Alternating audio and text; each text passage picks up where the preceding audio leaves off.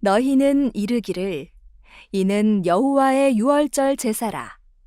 여호와께서 애굽 사람에게 재앙을 내리실 때에 애굽에 있는 이스라엘 자손의 집을 넘으사 우리의 집을 구원하셨느니라 하라 하매 백성이 머리 숙여 경배하니라.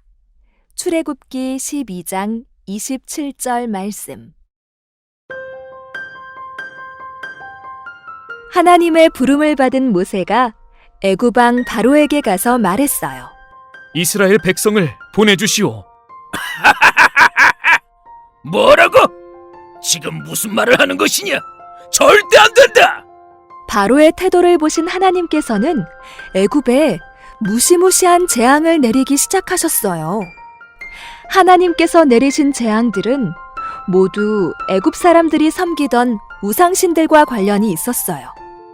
나일강의 맑은 물이 핏물로 변하고 사방에서 개구리떼와 이, 메뚜기 등이 나타나 동물도 사람도 먹을 것이 없어지고 온몸에 간지럼증이 나며 빛이 떠나고 어둠이 내리는 등의 재앙이 내렸어요. 그러나 애굽 왕 바로는 계속 고집을 부리며 이스라엘 백성을 보내주지 않았어요. 하나님은 마지막 10번째 재앙을 경고하셨어요.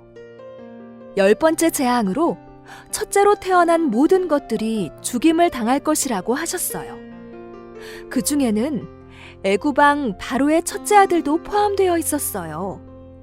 하지만 바로는 이번에도 하나님의 경고를 무시했어요. 하나님께서는 결국 무시무시한 10번째 재앙을 내리시기로 하셨어요. 하지만 이스라엘 백성들에게는 10번째 재앙을 피할 수 있는 방법을 미리 알려주셨어요. 이번 재앙은 마지막 재앙이 될 것이며 이 재앙이 내려진 후에는 바로가 이스라엘 백성을 애굽에서 보내줄 것이다. 다만 이번 재앙을 이스라엘 백성들이 피하기 위해서는 한 가지 해야 할 일이 있다. 흠이 없는 어린 양을 잡고 그 어린 양의 피를 문에 붙어있는 문설주에 바르도록 해라. 또한 그날 밤에 어린 양의 고기를 불에 구워 먹고 누룩을 넣지 않은 빵과 쓴 나물을 함께 먹어야 한다.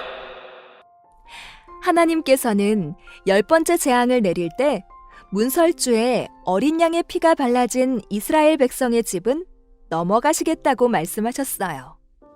이 말씀을 들은 이스라엘 백성들은 어린 양을 잡아서 그 피를 자기 집의 문설주에 바르기 시작했어요. 자, 어서 바릅시다. 하나님이 명령하셨어요. 저 사람들 지금 뭐 하는 거야? 그러게 말이야. 정말 쓸데없어 보이는데? 그날 밤이었어요.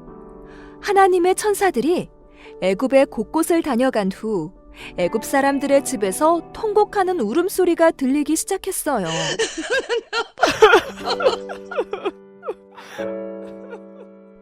애굽 사람들의 집마다 첫째 아들의 죽음을 슬퍼하는 소리였어요.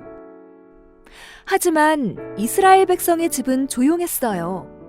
하나님께서 어린 양의 피를 바른 이스라엘 백성의 집은 그냥 지나가셨기 때문이에요. 이 사건이 바로 유월절이에요. 유월절은 어린 양의 피를 문설주에 바른 이스라엘 백성의 집은 하나님의 재앙이 넘어간 것을 기념하는 날이에요. 그런데 이 10번째 재앙인 유월절 사건에는 놀라운 비밀이 숨어 있어요. 유월절은 넘어가다라는 뜻을 가지고 있는데 이 속에 담긴 비밀을 우리 친구들이 꼭 기억해야 해요. 유월절 어린 양의 피는 바로 예수님의 피를 의미해요. 이스라엘 백성들은 애굽에서 구원받기 위해 문설주에 어린 양의 피를 발랐어요.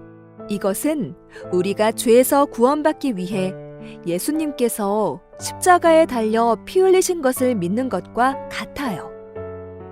이스라엘 백성이 문설주에 어린 양의 피를 발라야 살 수 있었던 것처럼 우리는 오직 예수님의 보혈을 믿어야만 살 수 있어요.